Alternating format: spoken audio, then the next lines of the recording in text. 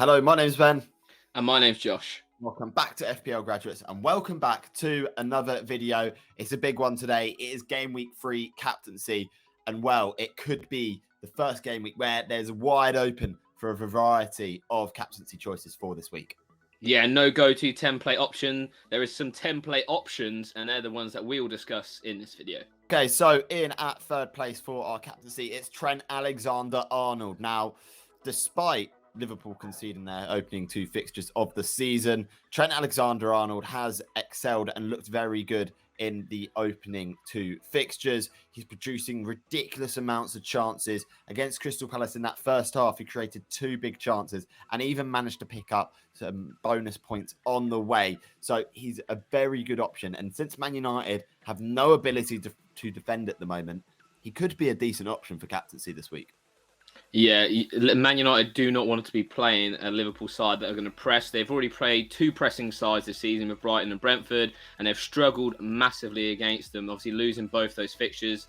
And I think the same story is going to happen again, but against Liverpool. So, yeah, the only caveat I'd say to Trent is obviously how poor Liverpool have been defensively. As you can see, Liverpool's expected goals conceded for this season so far is 2.93. That's only just less than Man United, and we all know how bad they have been defending. So, Liverpool haven't been the best at the back either. Obviously, Trent is known for his attacking returns, and that's why I would personally captain him, not because of the clean sheets. He had, I think, 5 key passes against Palace, and that was with them, having 10 men for the vast majority of that second half as well. So, yeah, he's a good option. Is he the best? Possibly not, but, he's definitely a good outsider if you want to go a little bit rogue in this game week. So, coming in at first place, we're not too sure yet, obviously, is Gabriel Jesus. Personally, I've got him on my captaincy at the minute. Whether that changes before the deadline, the Patreon users will find out. Little cheeky plug. But yeah, he's been fantastic first 2 game weeks. He was unlucky not to return, in my opinion, against Crystal Palace. Martinelli sticks that away, he grabs himself an assist. Could have got an assist to Odegaard as well in that first game. And in the second game, boy, we saw what Gabriel Jesus can do in an Arsenal shirt. 2 goals, 2 assists. He played really well. 77% owned now. It's a bit crazy that nearly, over 3/4 of everybody in the game own Gabriel Jesus. What's your thoughts on captaining him this week, then? Yeah, I mean, I don't think it's a bad choice to go with Gabriel Jesus as the captain, and it's genuinely sort of the toss of a coin almost as to whether you go with him as your captain or not this week. He's going to be very highly owned, above 100% expected ownership regardless, and he looked so fantastic in that game against Leicester that you'd sort of back him to do well again this week. So in my opinion, I don't think you could do too much better than Gabriel Jesus for captaincy this week. Okay, so in at almost joint first is Mohamed Salah.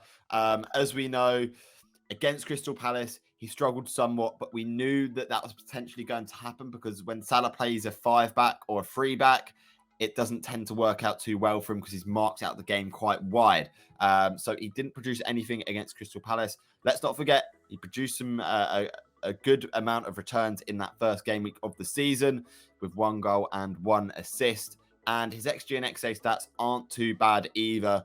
It's against Man United. I think we all know what he did last time Liverpool played Manchester United at Old Trafford.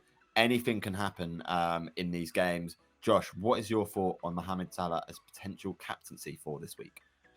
Yeah, I think the temptation of United to captain against United is more intriguing than maybe captaining Mo Salah himself. I think Mo Salah has started this season quite slowly, potentially lucky to get the goal that he's got so far this season. Nunez could have easily stuck that one away. I thought he's played very far out wide, and like you mentioned, with the 5-backs that he's played so far, they've done very well to sort of nullify him and not give him too many chances. I think he only had 1 big chance against Crystal Palace, which was great from them. They played a very, very good game at Anfield. So I think overall, I'm a little bit flattened on Liverpool. I thought they've not performed to the levels that we're used to seeing from Liverpool in the first 2 game weeks. Whether that's because there's a few injuries, obviously they haven't got Mane, they've got to sort of glue together. Who knows? But yeah, it's a little bit of a sticky one. That's why I'm maybe leaning more towards Jesus, who seems to have connected and glued a lot better, playing definitely a worse team, potentially.